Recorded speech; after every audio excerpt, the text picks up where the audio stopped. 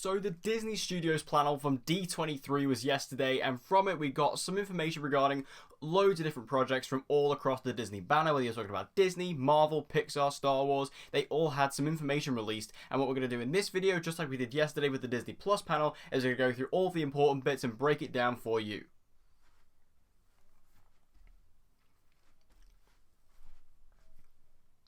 So let's start off with Star Wars. Now, Star Wars, of course, the big thing out of this panel was talking about Episode 9, The Rise of Skywalker, and there wasn't much to go off of in regards to the public presence. Now, there is a lot of things that come down to this panel because I found this panel to be a bit underwhelming overall, but that's because I think I wasn't there, because all of the footage, this did have a lot of footage.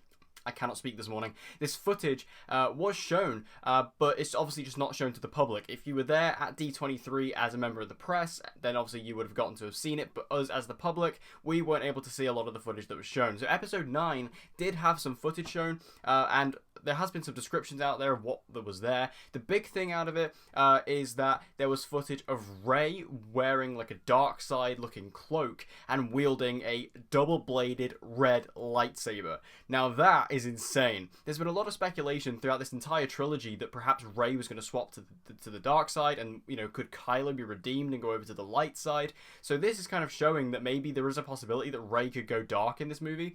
I personally don't believe it will happen. I personally believe that that is just a vision of some kind, or vision of the future. We know that Palpatine is obviously involved in this movie, so something's going to happen there.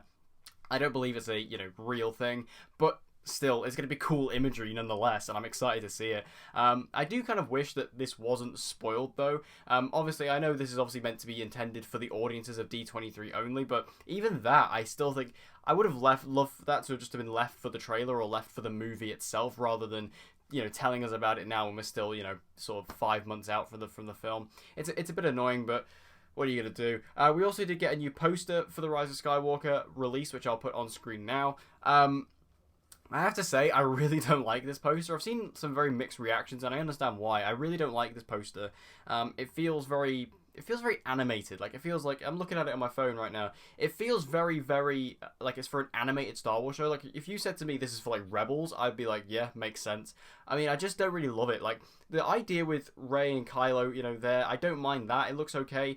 But it's the Emperor in this. It looks terrible. Like, that doesn't look like Ian McDiarmid at all. Like, that literally looks like an animated version of the Emperor from the Clone Wars. I don't understand, where that idea came from. It looks absolutely terrible in my opinion. I really don't like this poster. I was expecting a really big, cool, bombastic poster like we've had for The Force Awakens and The Last Jedi, and I think we will get a poster like that, maybe once we get trailer 2. But this poster right now, this little teaser poster, I really don't like it. It really let me down.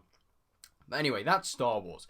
Now, moving over to Marvel. Marvel, there wasn't as much announced for Marvel as I thought there was. I guess coming out of the Disney Plus panel, I was expecting a lot more. But we did get some stuff. So Ryan Coogler did come out on stage to talk about Black Panther 2. And he literally just came up and said, yep, the script's done and we're going to be working on it. The release date is. And the release date eventually was revealed to be May 6th of 2020. Or 2022, sorry, not 2020. May 6th, 2022. So Black Panther is being moved into the summer release date spot. That makes a lot of sense. Obviously, the original Black Panther was a February release. They're moving it to May now. That makes a lot of sense. Black Panther, obviously, huge hit. One of the biggest hits in the Marvel Cinematic Universe. So it's a no-brainer, really, to put it in the front end of summer. And it's good now to have a release date for it. Obviously, we knew Black Panther 2 was happening, but now we officially have a date for it. I like having a date for it, so that makes a lot of sense. And obviously, we know that Ryan Coogler is obviously writing and directing it once again. He also said there's no official title for the movie yet. They could have come out and announced it. They basically had a logo that just said Black Panther 2, nothing else. So that's fine. That's all really cool. So May 6th, 2022, we will be getting Black Panther 2. Now, moving over to the Eternals, we got a lot of more news for the Eternals, and I have to say, the more I hear about the Eternals, the more excited I get. For one, obviously, yesterday it was announced that Kit Harington was going to be joining the MCU, and it has now been confirmed that he'll be playing the character of Black Knight in the Eternals. So it's kind of cool that he's in the Eternals, because that means he's going to be teaming up with, obviously, Richard Madden, who's, of course, plays Robb Stark in Game of Thrones as well. So it's kind of cool little reuniting going on there. Now, I don't really know anything about the Black Knight as a character, so I'm not going to talk about it, but I'm just excited that Kit Harington's in the MCU. I think that's a cool casting choice, and again, the fact they're pairing him back up with Robb Stark, it's a cool idea. Now, it's also confirmed that Gemma Chan is going to be returning to the MCU to play Cersei for the Eternals. Now, Cersei is kind of like the main character in the Eternals. She's kind of like the lead Eternal.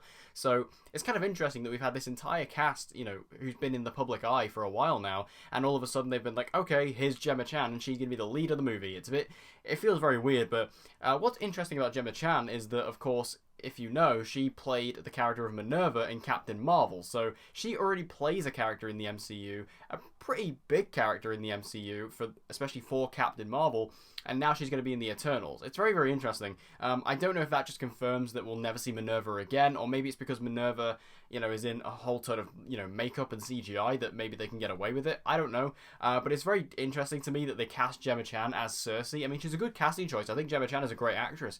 I was just expecting Minerva to return at some point, because Minerva is a big Captain Marvel villain in the comics. So I was expecting a lot more from her, but maybe this confirms that we won't see her again. I don't know. I actually don't remember if Minerva actually survived Captain Marvel. She might be dead. I don't remember. But Gemma Chan joining the Eternals, great casting choice, and it's just an interesting one, that's for sure. And we also got to look at the costumes for the Eternals, concept art. I love that. Like, they all look great. I think they all look fantastic. We see the entire cast on stage. They look amazing. Kamal is getting ripped to all hell. I've never seen a man transform like this in such a short amount of time. I mean, he's not huge or anything, but he's bulky. I've never seen Kamal like this, so good on him. But these costumes look really, really good. Now, oh yeah, also the behind-the-scenes sizzle reel for the Rise of Skywalker is going to be released on Monday, apparently, so we will see that. Now, moving over to the next thing that I want to talk about. The next Pixar movie coming out after Onward is called Soul. We got that revealed not too long ago. But we also got the kind of official first look at it. I don't know. I don't like it. It puts me off. It's weird. I get very Inside Out vibes from it, which Inside Out is a movie that, I don't know, it didn't gel with me too much. I know Inside Out is like one of the more popular Pixar movies, especially of the modern era. I don't know, for me it didn't really work as well as for most people, but these first images we've gotten for Soul, I don't know. I mean, I'm not going to full on judge the movie, I'm not holding it against the movie, it's still a long way off, we haven't seen any actual conceivable footage of it, but just this first look, I don't know, I'm not a fan. But we did get the cast as well, like Jamie Foxx, Questlove, Cecilia Rashad, Daveed Diggs, and Tina Fey. I'm all here for Daveed Diggs joining this cast. All here for that. But I feel like that's a cool cast. It's an interesting one. So yeah, sure, whatever. And we also got the cast coming out of Onward, which is the next Pixar movie to come out. We're talking about Onward, and there was like 8 minutes of footage shown there. So I'm still a bit iffy on Onward. It hasn't like completely grabbed my attention quite yet. I'm still a bit iffy on it. But I do like Tom Holland. I do like Chris Pratt. So let's go with that. And Tom Holland did have a really heartfelt message at the end where he said, I know it's been a crazy week, but I want you to know that I love you all from the bottom of my heart. I love you 3000. So yeah, I mean, with this and also further developments that have come from Kevin Feige, it appears that Spider-Man has officially left the MCU. It seems like Spider-Man is officially gone. Tom Holland has basically said that he will continue to play Spider-Man, and, basically for Sony. But Kevin Feige has essentially said that it's not going to happen anymore. Basically, the quotes were from Tom Holland. He said, I'm going to continue to play Spider-Man and having the time of my life. It's going to be so fun, however we choose to do it. The future of Spider-Man will be different. So that's what Tom Holland said. And Kevin Feige said, it was a dream that I never thought would happen. It was never meant to last forever. We knew there was a finite amount of times that we'd be able to do it. We've told the stories we wanted to tell. So there you go. That basically confirms it. Spider-Man is gone out of the MCU. Spider-Man's dead. He's dead. He's finito. It's a shame, I personally felt like there was a conclusion that was going to come to. That conclusion has obviously not arrived. Personally, I think Disney is completely to blame for this. I think they are completely ridiculous for this. Like, they put in with a ridiculously high offer. Sony came back with a better offer. They refused flat out because they wanted more money. I understand them wanting more money. I understand them wanting more recognition for the amount of work they do. But to not even consider working out a deal, it's absurd.